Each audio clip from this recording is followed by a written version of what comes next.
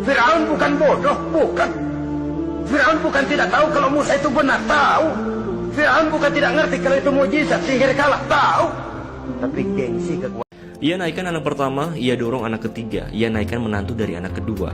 Ia pergunakan ipar, dan sebagaimana julukan Tempo, kini ia menjelma menjadi tiran Jawa. Assalamualaikum warahmatullahi wabarakatuh. Gimana kabarnya teman-teman semua? Semoga baik-baik saja ya. Semua dalam keadaan sehat walafiat juga ya. Bagaimana kabarnya hari ini? Semoga semangat selalu ya. Jadi hari ini teman-teman semua saya akan mengabarkan tentang sesuatu yang masih viral ya. Ini terkait kita kembali lagi ke suasana politik ya. Gimana lagi hebohnya sekarang ini banyak perguruan tinggi yang bersuara ya katanya menentang ketidakadilan yang terjadi di sini ya di Indonesia terkait dengan begitu runyamnya perpolitikan di Indonesia ini ya. Jadi bagaimana selain itu juga nanti ada tanggapan-tanggapan dari para influencer terus konten kreator juga ya yang akan membahas ini. Jadi bagaimana video selengkapnya sebetulnya ini dia ya, kita saksikan bersama-sama. Gue sudah prediksi, jadi kemarin dan mungkin ke depan makin banyak rame-rame perguruan tinggi kritik penguasa yang di dalamnya ada profesor, ilmuwan, guru besar, dosen. Mereka protes mendeklarasikan keadaan darurat bangsa. Turun gunung tuh, prihatin lihat kondisi negara. Makasih banyak Bapak Ibu atas perhatiannya dan ketulusannya terhadap kondisi bangsa dan negara kita. Tapi faktanya apa? Justru mereka direndahkan, dihina, difitnah sama pihak. Kita tidak ada kepentingan semancing pun. Kita hanya mau negara Indonesia ini bangsanya menjalani satu proses demokrasi yang adil, jujur dan adil, itu saja. Jadi saya sangat tersinggung sekali kalau tidak ada yang mengatakan dari istana ini adalah suara partisan. Tunjukkan, buktikan bahwa kami adalah partisan. Coba buktikan. Apakah Anda bisa menyebutkannya? Jadi jangan ngomong sembarangan lah. Kalau orang istana ngomong sembarangan, kami akademisi juga bisa marah. Nah terus kalian yang mahasiswa dan juga rakyat jelata masih diem aja, masih sembarangan asal pilih capres pemimpin kita nanti. Yang bener aja, rugi dong. Kami itu menegakkan etika negara ini. Kami mendidik anak-anak muda, kami mendidik generasi muda, generasi Z. Kok dituduh partisan? Buktinya mana? Coba tolong tunjukkan pada saya. Harkesno pernah ngapain dalam partai? Saya membantu pemerintah. Banyak dosen guru-guru bisa membantu pemerintah. Tapi kan bukan berarti kami iya-iya saja atas semua yang terjadi. Buat saya ini sesuatu yang sangat menghina ketika kami akademisian disebut sebagai partisan. We don't have that. Tidak ada motif apa-apa. Kenapa kami baru muncul? Karena kami sangat prihatin. Sudah begitu banyak teguran, sudah begitu banyak protes, dan ternyata masih berlangsung. Universitas Padjadjaran baru saja bergabung menyatakan peringatan mereka atas keadaan darurat demokrasi di Indonesia saat ini. Jadi sudah ada 7 universitas yang memberikan peringatan yang sama dan terus bertambah jumlahnya. Tapi sayangnya oleh pihak istana, masukan tersebut dianggap sebagai bentuk keberpihakan dan penggiringan opini oleh para sivitas akademika. Memang aneh pemerintahan ini, karena kalau partisan itu wajarnya hanya 1 atau 2. Tapi ketika sudah ada 7 universitas menyatakan kekhawatiran yang sama, maka buta namanya kalau pihak istana menyebutnya sebagai penggiringan opini. Sangat wajar dan beralasan kalau para guru besar merasa tersinggung, karena guru besar itu adalah pemikir bangsa. Guru besar itu adalah orang-orang yang sudah selesai dengan diri mereka masing-masing dan memilih mengabdikan diri, waktu, dan pikiran mereka untuk kebaikan dan kemajuan bangsa. Kepentingan politik terlalu receh bagi mereka. Jika saja keadaannya tidak mendesak, rasanya tidak mungkin mereka akan turun gunung. Tolong ingatkan gue, kapan guru besar pernah turun gunung? Ya, para guru besar dan akademisi ikut serta dan membaur bersama dengan mahasiswa dan rakyat pada peristiwa jatuhnya Presiden Soeharto pada tahun 1998. Jadi keadaan negara saat ini memang dalam keadaan darurat. Apakah yang terjadi pada 1998 akan terulang lagi? Yang bisa menentukan hanya kebijaksanaan dari Presiden Jokowi dan rezimnya. Aneh memang pemerintahan dan penghuni istana saat ini. Kenapa mereka menganggap semua orang yang memiliki pandangan berbeda dan memberikan kritik kepada pemerintah, mereka anggap sebagai partisan, memiliki agenda politik, ingin menyerang atau menjatuhkan pemerintahan. Padahal masih banyak orang yang memiliki niat murni dari nurani untuk semata-mata menyelamatkan bangsa ini. Jadi mana yang lebih kalian percaya? Pihak istana yang penuh agenda politik atau para guru besar yang bergerak dari hati nurani? Mudah saja jawabannya menurut gue, asal kalian punya hati nurani. Salam semangat antitesa 24. Ya baru sekali gue bahas politik, udah rame langsung diserbu akun gue. Gue aja belum bilang gue dukung yang mana. 1, 2, atau 3. Jangan sotoy deh guys. Terus kayak gue next bikin video komentari politik tuh pakai bahasa Inggris dah. Gue nggak mau kayak gini anjir diserbu buzzer. Soalnya capek cuy bacainnya kayak guru-guru besar ini digerakkan oleh salah satu orang, salah satu paslon. Siapa yang ngegerakin? Ada buktinya nggak? Terus ada yang bilang lagi, ini UGM ini digerakin karena Anies sama Ganjar itu alumni UGM. Kan presiden lu ini sekarang juga yang lagi dikasusin alumni UGM, Bapak. Terus ini yang paling kocak dibalas lagi. Jadi sekarang kalian mengakui kalau ijazah Jokowi itu asli. Sejak kapan gue tidak mengakui? Siapa yang bilang Jokowi ijazahnya palsu? Gue, guru besar yang tadi tukang somai di depan, satpam komplek. Siapa? Yang pasti bukan gue ya. Capek anjir kayak lo diskusi di sini nih. Habis itu tiba-tiba mencelok ke sono. Habis itu gue counter. Tiba-tiba mencolok lagi ke sini. Kagak ada intinya anjir. Kayak lagi ngomong sama orang. Sekali lagi. Nah inilah kenapa makanya gue gak mau ngeladenin. Soalnya ngabisin banyak energi. Mending gue bikin cuanki atau gak ngaci tembok bermanfaat jir. Jadi gini guys, kemarin itu yang menyuarakan itu adalah guru besar Persatuan Profesor-Profesor yang ya udah nggak nyari apa-apa di partai politik. Kayak mereka udah pinter jir. Kalau misalkan mereka bilang ada yang salah, ya udah itu salah menurut pemahaman mereka yang udah expert di bidangnya gitu. Terima aja sih.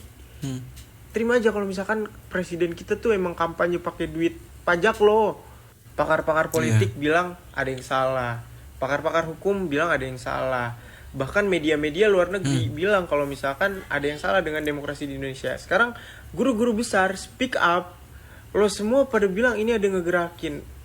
Padahal tinggal terima aja sih kalau misalkan emang ada yang salah. Dan lo mendukung jalan yang salah, nggak apa-apa. Kalau lo ngedukung, tetap ngedukung nggak apa-apa. Tapi jangan denial anjir. Gue habis lapor SPT nih by the way. Potongan pajak gue gede baco. How much tax money to be effectively used for the well-being of everyone, not for benefiting some type of parties. Ya udahlah guys, udahlah terima aja emang salah gitu. Udah. Tukang mebel itu dulunya ngamplas kayu. Tapi kini ketika berkuasa, ia amplas aturan, ia amplas etika, ia amplas konstitusi. Saking seringnya diamplas, makin kesini makin tipis tentunya. Semakin terlihat dan bahkan tercampur antara kepentingan negara dan juga keluarga. Ia naikkan anak pertama, ia dorong anak ketiga, ia naikkan menantu dari anak kedua. Ia pergunakan ipar, dan sebagaimana julukan Tempo, kini ia menjelma menjadi tiran Jawa. Ia ambil menteri dari akademisi untuk memuluskan rencananya. Menteri yang tadinya rektor berubah jadi operator. Dengan kecerdasan dan sederet prestasinya, ia gunakan untuk memenuhi titah Tuan Tiran. Mengerikan. Dan wajar dunia kampus sekarang marah. Para guru besar berkomentar, mahasiswa banyak yang udah muak gak tahan. Tapi situasi genting ini seolah tertutup tabir nih. Di TikTok kita lihat masih saja nyaring oke gas dan komentar all in. Yang ini masih gandrung dan menyihir para remaja puber yang baru punya KTP. Gimana ya? Di negeri Paman Sam, seorang presiden sibuk mensejahterakan rakyatnya. Di negeri Paman Usman, seorang presiden sibuk mempromosikan anaknya. Sorry. Pak Dul, siapa sih lawan Pak Ganjar Mahfud yang sebenarnya? Lawan Pak Ganjar Mahfud yang sebenarnya adalah kekuasaan yang sewenang-wenang dan uang. Uang bisa dikalahkan dengan kekuasaan, pun kekuasaan bisa dikalahkan dengan uang. Tapi kalau uang dan kekuasaan bersatu, maka berat mas, berat. Yang bisa mengalahkan bersatunya kekuasaan dan uang hanyalah kekuasaan Tuhan. Melalui kesadaran, kecerdasan, perjuangan, persatuan rakyat. Yuk cerdas. Gara-gara gubernur yang kerjanya cuma bisa omon-omon doang, ini gue jadi repot banget.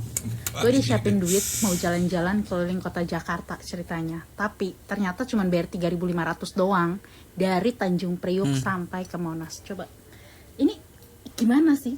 Terus masa ini jalanan lebar banget buat apa? Kita mau jalan kaki, nggak mau senam. Ngapain jalanan lebar kayak gini? Kalau lebar gini kan kita nggak cuma jalan, jadinya kita lari-lari di pinggir jalan.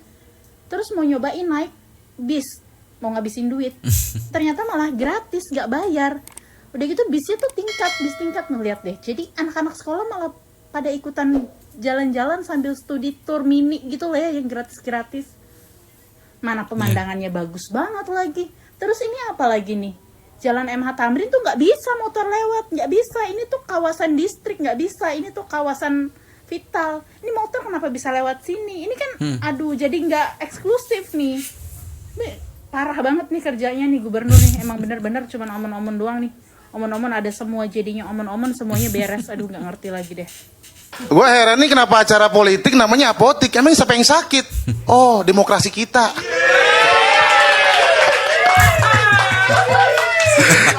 Nah, gue tahu acara begini tahu. Oh, kenapa apotik? Siapa yang sakit? Oh, kepercayaan rakyat. Satu lagi. Kok acaranya apotik? Siapa yang sakit? Reformasi kita. Udah, tiga. Emangnya enggak mau gua. Emang gua Pak Gemoy disuruh joget mau. Orang kan ada yang kritik, kok Caimin itu ngasih 6 juta untuk ibu hamil. Itu apa benar program begitu?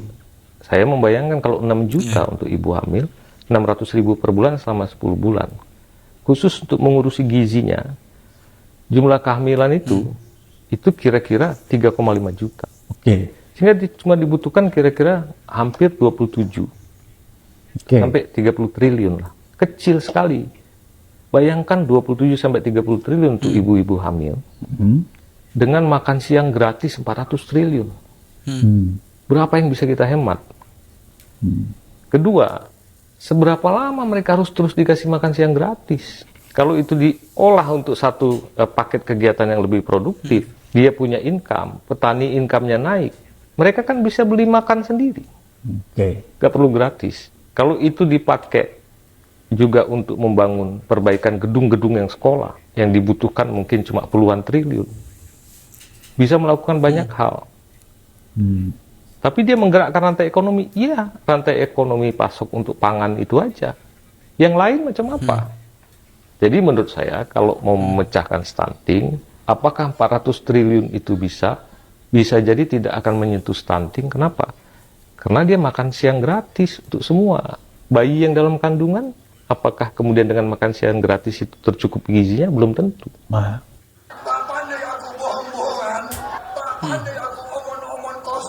Jadi pesawat, umpamanya pesawat Mirage 2005 yang ada di Qatar, yang rencananya kita ingin akuisisi, itu usia pakainya masih 15 tahun, Pak.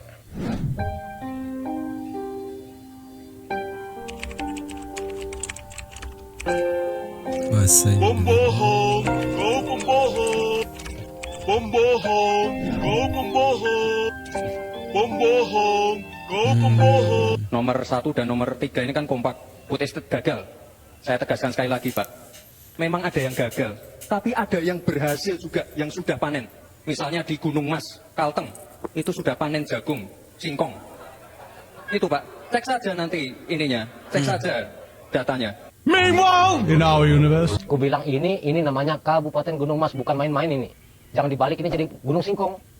Pernah dulu saya bilang, mau tanam ini bisa enggak, kan gitu. Kalau misalkan semua tahu, walaupun saya bodoh-bodohnya kan, memang tahu tradisinya itu, kondisi tanahnya kan tahu. Itu nanam singkong di atas pasir, di atas batu. Gimana bisa hidup kayak gitu? Bisa dilihat di atas itu, pada batu granit itu, pasir putih aja. Gimana singkongnya bisa produksi, itu nggak mungkin. Pemerintah mencoba menepis kegagalan petis ekonomi singkong. Caranya, mengganti tanaman singkong yang gagal tumbuh dengan tanaman jagung.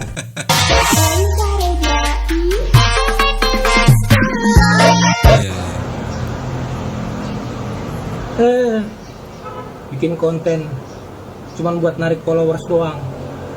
Bikin konten tuh coba yang mencerdaskan followersnya yang 9 juta tuh, ya kan? Sekarang gua kasih nalar sedikit aja Bang Reja. Rohingya banyak masuk. Yang jadi menteri pertahanannya siapa? Terus yang mau disalahkannya siapa? Jangan merasa paling disalahkan. Jangan merasa paling capresnya disulimi.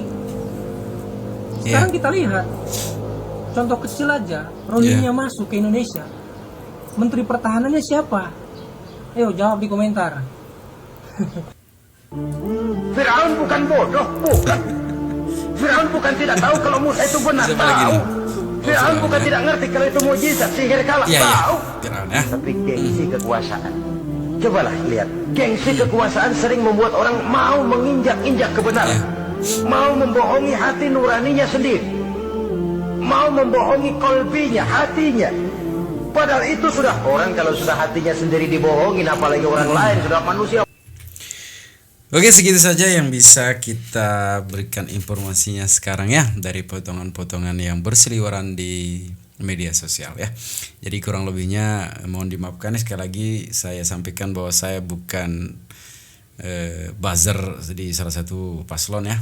Saya hanya dibilang konten kreator juga.